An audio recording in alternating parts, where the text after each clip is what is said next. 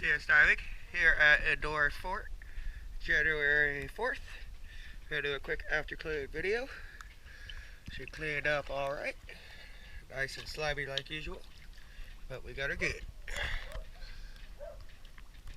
The visibility is very poor. I do apologize for that, but I'm gonna do my best to get a good video. It does look like the shaft sink is starting to go out on this guy though. Let's take a look.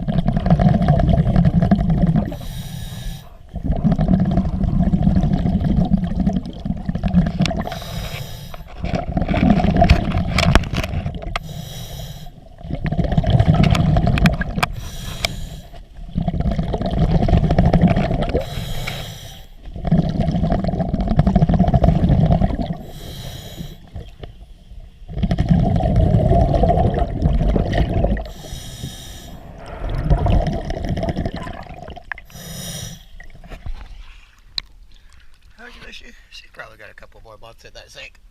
Ain't too bad. DS Diving, thank you very much.